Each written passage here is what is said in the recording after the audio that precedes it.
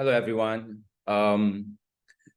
First of all, thanks the StarProperty for having me, representing the makeover guys to give a sharing about, as you can see from the slide, about property investment. All right.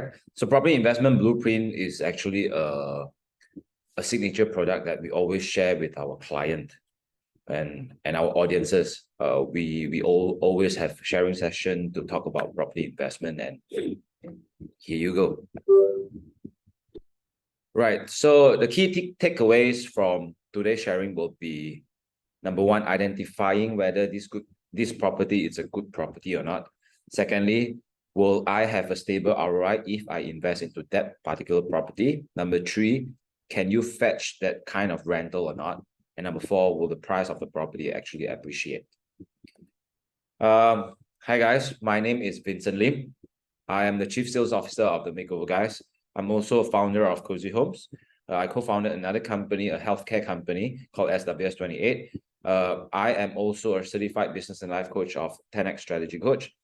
And the following are some of the awards and recognition that I have won over time. These are some of the examples that I have participated in talks, sharings, some even like property summits, events, developer events, some other platform sharing, Malaysia PropTech, developers, even in BFM on radio, and also articles with Sunmay, August Man, Business Today, and yes, and also I'm a content creator for the Makeover Guys. If one day you see me trying to talk to you to do an interview for guessing how much is the property and how much is the renovation, please don't be shy. Okay, so I always do that. All right. Okay. And of course, these are some of the brands, the developers that we work with all this while. Without further ado, so like I mentioned, we always share about property investment with our client and our audiences, because although the Makeover Guys, as you know, it's a renovating company. We are interior design. We help our client, our people to transform their house from bare or partial unit into very nice designer fully furnished unit in order to maximize the rental, maximize the value of the property. But at the same time, because we are so into this renovation and this part of the journey, we are also very closely connected to property investment, and hence we compile all our experience, our data, our information, our insight, and we come up with this Makeover Guys property investment blueprint. So the mission of us doing so is to help people buy the right property from the start. Bracket, then there will be less disasters. Like I said, because of our experience, we have gone through a lot of case study where people come to us with disasters, asking us how to help them to re-strategize their rental options, their rental strategy in order to turn over their losing investment into surplus investment, or maybe already getting good numbers, but they want to even get better numbers, right? So this is the mission of us doing so. So conventionally, when we talk about property investment, a lot of people always use the potential theory. When I say potential theory, meaning to say we talk about the growth, we talk about the price, right? We learn, we try to project what's going to happen in that area, within that building, or surrounding amenities and stuff like that, to do sort of like a projection or prediction.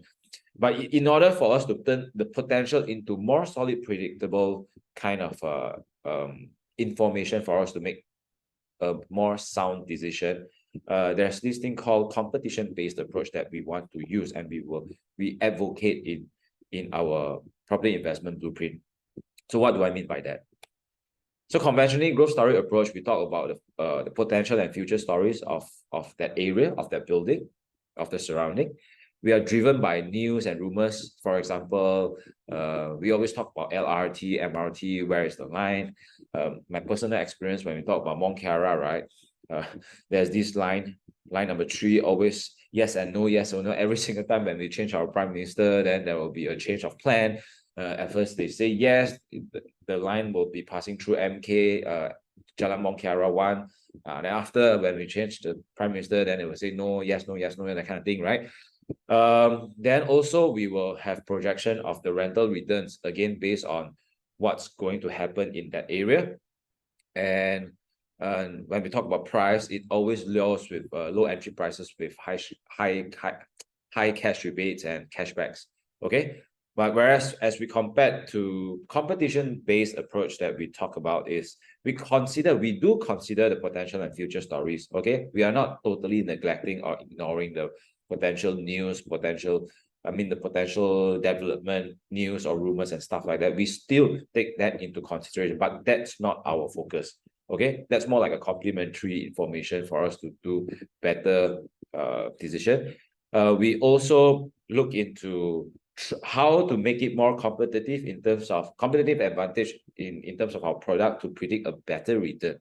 And in order for us to do that, right, the entire exercise has to be very much data driven. We need a lot of information and data, especially to compute better insight for us before we make the call. And last but not least, we also consider multiple perspective from macro to micro, even to operational. When we talk about operational, we talk about how we operate the rental. If let's say we want to do short-term, long-term room rental, renovation and stuff like that. So that's the approach that we always advocate, rather than just looking at a growth story. Okay. So when I mention competition approach, meaning to say at any point of time, we try to make our product standing at the top of the pyramid, of the supply pyramid. Okay, as you can see in the slides, we want to always be on the top, right? In any economic phenomenon, there's always this theory of supply and demand. And we all agree that when supply is low, demand is comparatively going to be high, right? So we want to at that position at all time. Hence, we use competitive approach. So, okay, a lot of people come to us and ask, what's actually your game plan in order to make 1 million ringgit? Or a lot of people always ask, how do I get my first bucket of gold? And they always like to use 1 million as benchmark, right? So there are very simple 4 options that I can share, that I can think of. Number 1 is to start a business, right? A lot of people work from 9 to 5, right? But at the same time, they feel like, oh, that it's not going anywhere. Hence, in order for them to make 1 million, they probably want to start a new business. That's a good way. I'm not saying it's not good. It's a very, very good way, in fact. Okay.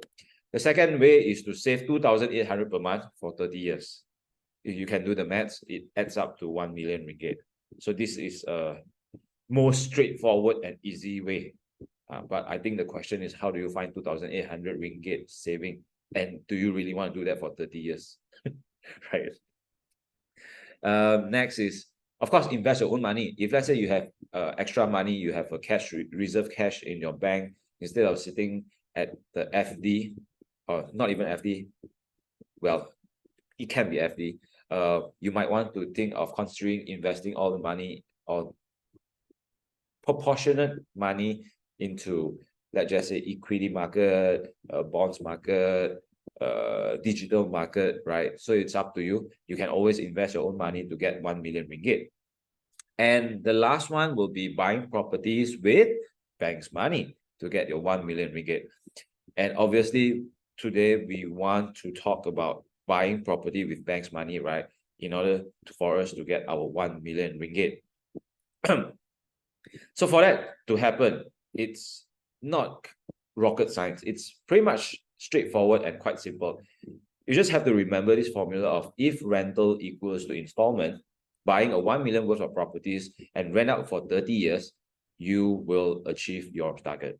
Okay, I repeat, if rental equals installments, buying a 1 million worth of properties, rent out for 30 years will give you 1 million ringgit.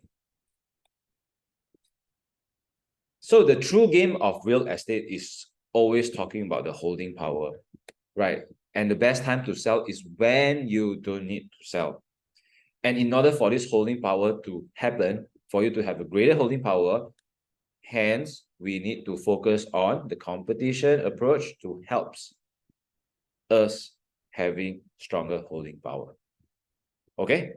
I think so far should be quite straightforward, quite fundamental, all these things.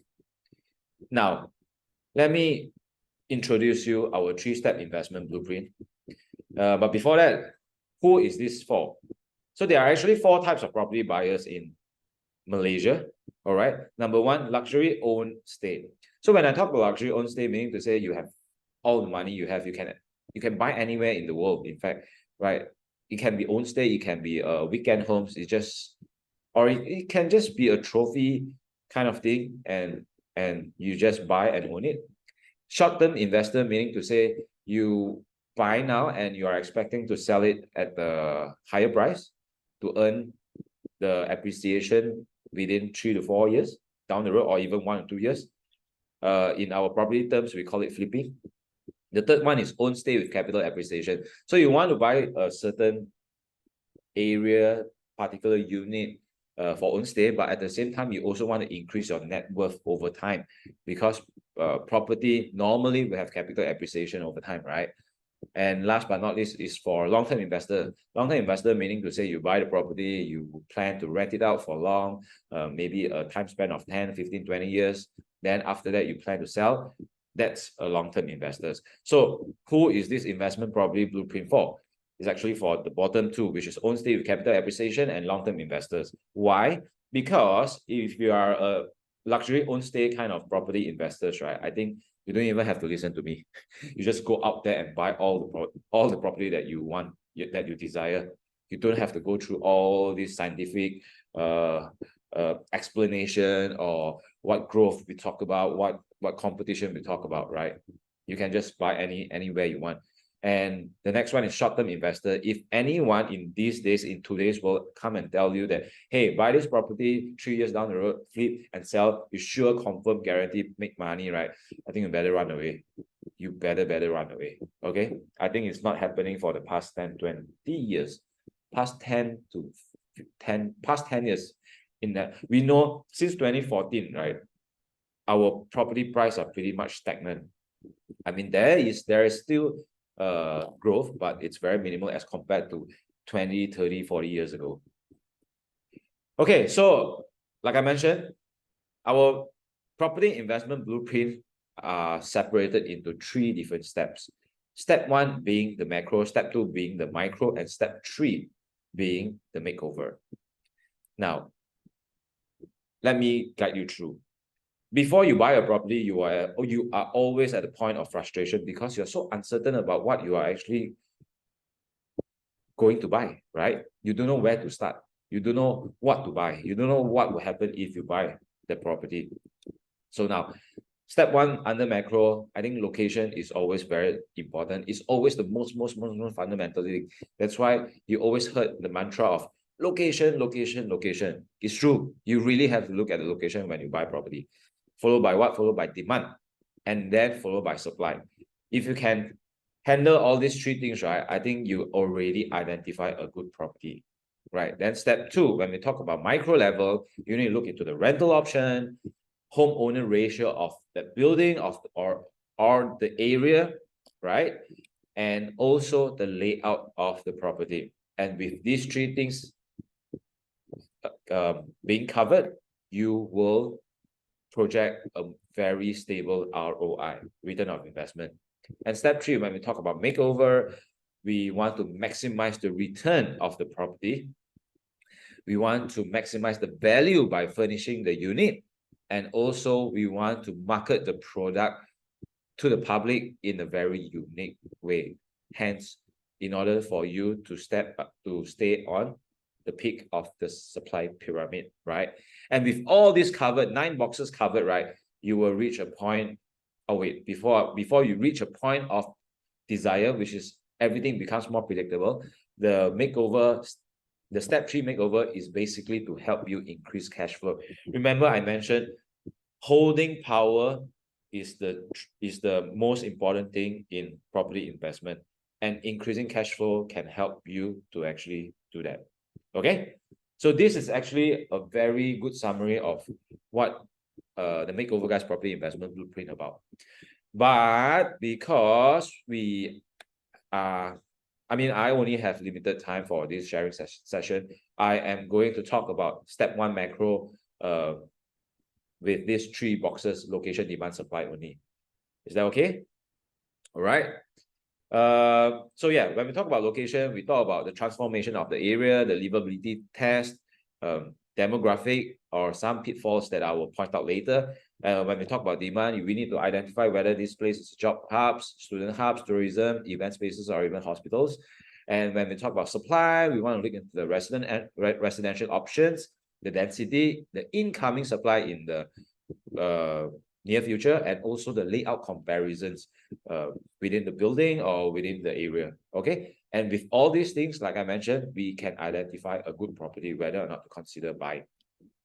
Okay, so location, let's talk about location. I think what we need to do is this thing called proximity test. All right, we have 11 items here. Of course, you can put it more. I'm not restricting to these 11 items. You can always draw out this graph, this chart, or put in an Excel whether or not your this 11 amenities is within how long in terms of walking distance, and also in terms of driving. Then you ask yourself, will I stay there or not? Yes or no, yes or no, yes or no. Okay. One thing that I would like to put to your attention is this thing called walkability. So I think walkability is something that we really look into because it tells you the convenience of this property with the surrounding amenities. Okay. Now the next thing is demographic affordability test. When we talk about affordability test, right, we need to look at the entire area, whether or not this no, you have to identify what are the buildings and what are the property within that area. And then after that, you identify which one is the most expensive and then which one is the least expensive. So you know that within this area, right, what kind of median prices that the properties are actually selling, right? Then the next question to ask yourself is, can the local afford this development? Now, if let's say the local cannot afford this development, then something is wrong already with this planning of the property that you are actually looking at right now. Because you don't want something to be so grand, so luxury in a place where, you know, the median income is pretty much low as compared to the price of the property that they are actually selling in that area. Okay, so you need to do this demographic affordability test. Now, the next thing is, of course, you can look even to more granular, whether or not there are highways, public transport, mall, shops, college, university, and stuff like that. And these are all the positive side of these items. Okay. Of course, you have highways, it will be a good plus point. Public transportation, if it's very convenient, of course, plus point. Mall, shops, stuff like that will be good. Okay. On the flip side, if it's near mosque, church, temple, then, you know, traffic will be one issue. There will be sounds, noise, you know, from time to time. Whether it's near cemeteries or not, I think in Chinese, we all always, we do care a bit about feng shui lah. So cemeteries, when we are nearby cemeteries, normally it's not a good thing. Normally, okay. Whether or not it's near LRT, MRT tracks, if it's too near, it's also going to be very noisy, right? And I guess the traffic is not going to be good. Are we near the low-cost housing, right? The access of the road, it can be very well planned, big road around your area, but what if the small the access to your property or the access to the building of your property is so small and is so a lot of potholes and stuff like that, then it's not a good thing, right? Then you look into the vacancy rates in the nearby properties. Is it like a ghost town? Like, for example, Forest City, you don't want that to happen. And is there any many abandoned projects nearby? Elevated highways, bad smell can be one thing that you can't read or you can't see from the internet or you know, by just looking at brochure and flyers, whether is it too near the sewage center, you probably have to drive around that area to check out whether these are over there or not. All right.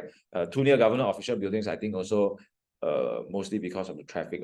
You know, if let's say your unit is near LHDN or this what's it called? This Jalan Duta where they do passport and stuff like that, it's going to be havoc with all the traffics. So these are the things that you need to look into. Then you tell yourself whether you keep or you skip. Then you evaluate yourself. Maybe you want to put in some point system also if you want to. All right. Okay. So on-ground due diligence, some of them that you, like I mentioned, you can't really read it from the internet or from the computer. So you really have to drive to that place, walk to that place, and test it yourself. The accessibility. And also, I remember morning Punya accessibility and nighttime Punya accessibility as compared to working hours Punya accessibility versus finish work, off work, timing, stuff like that. It's going to be very, very different. Smell, you need to go there and smell. I literally, when I do property investment, I literally go to the area and smell. View. View also you have to take into consideration. Roadside parking, especially when you talk about those apartment, low-cost apartment, because the unit is just so dense in the property itself, in the building itself, but the parking is so limited. Hence, there are a lot of roadside parking, which will cause traffic congestion, especially when you go in and out. Data reception, all right, data reception, you need to look into this also, because not every buildings are well covered in terms of the internet. Okay, the coverage, right? This is one of the example. I want to show you. It says less than 7 minute walk to MRT. It's ideal location. All right. But in actual fact, the 7 minutes starts from here. You need to actually go through this shortcut. Okay, it's not really a walking path. Then you need to climb up the slope, which can be very, very slippery during the rainy days. Then you have to cross this busy road to reach the MRT station, and this is not small road. This is like a highway road. It's so dangerous for you to cross the road, especially nighttime. And then they say it's less than 7 minute walkability. So yes, you have to go to that area and check out yourself to find out the truth. All right. Now, okay, so we finished talking about the location. Now we want to talk about the demand. So when we talk about demand, we need to check, number one, whether this area is a job hubs or not. Of course, these are some of the 9 examples that I've stated here. KLCC, Tun Razak Exchange, Bukit Bintang, PJ, Putrajaya, Subang Jaya, Shah Alam, Bangsa South.